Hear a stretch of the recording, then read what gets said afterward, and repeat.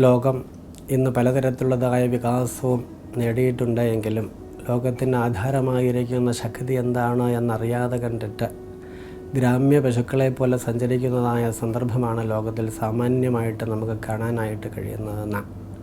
ഇപ്പോൾ വസ്തുസിദ്ധിയെ വേണ്ട തരത്തിൽ സമ്പാദിച്ചതിന് ശേഷം ആചാര്യന്മാരുടെയും സത്ശാസ്ത്രങ്ങളുടെയും നിർദ്ദേശങ്ങളെ അംഗീകരിച്ചുകൊണ്ട് സമാജത്തിൽ വൈവിധ്യമാർന്നതായ വിദ്യകളെ സമ്പാദിച്ചുകൊണ്ട് പ്രവർത്തിക്കുന്ന സന്ദർഭത്തിലാണ് ഓരോ വ്യക്തികളും കാര്യക്ഷമമായിട്ട് പ്രവർത്തിക്കാൻ തക്ക തരത്തിലുള്ളതായ വിശാല ഹൃദയത്വമുള്ളവരായിട്ട് തീരുക. വസുധൈവ കുടുംബകം എന്നുള്ളതായ സങ്കല്പത്തോടു കൂടിയിട്ട് പ്രവർത്തിക്കാനുള്ളതായ കഴിവും മികവുമൊക്കെ അത്തരത്തിലേ ഉണ്ടാവുകയുള്ളൂ. അനാദികാലമായിട്ട് അംഗീകരിച്ചുകൊണ്ടും അതുപോലെ തന്നെ സാധനാപരമായിട്ട് സ്വീകരിച്ചുകൊണ്ടും ജീവിക്കുന്നതായ ഒരു ഭാവം സനാതനധർമ്മത്തിനുണ്ട്. ആ ധർമ്മത്തെ വേണ്ട തരത്തിൽ സമൂഹ മാധ്യമങ്ങളിലൂടെ സമാജത്തിൽ യുവാക്കളിൽ എത്തുന്നതിൻ്റെ ഫലമായിട്ട് ഈ ലോകത്തെ നമുക്ക് സമ്പുഷ്ടമായ തരത്തിൽ മുൻപോട്ട് കൊണ്ടുപോകാനായിട്ട് സാധിക്കുകയുള്ളൂ. യുവാക്കൾ എന്ന് പറഞ്ഞു കഴിഞ്ഞാലോ നദലോക താരകങ്ങളാണ് നാം.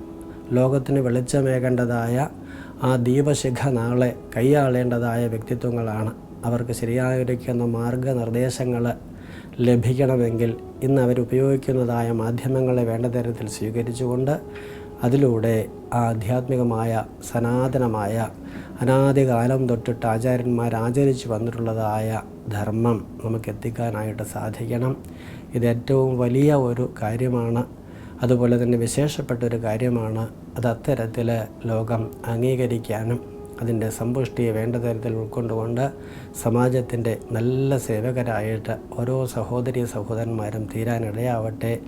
അതിന് അമ്മയുടെയും മറ്റ് ആചാര്യന്മാരുടെയും എല്ലാം അനുഗ്രഹം ഉണ്ടാവട്ടെ എന്ന് ഈ സന്ദർഭത്തിൽ ആശംസിച്ചുകൊള്ളുന്നു. നന്ദി, നമസ്കാരം.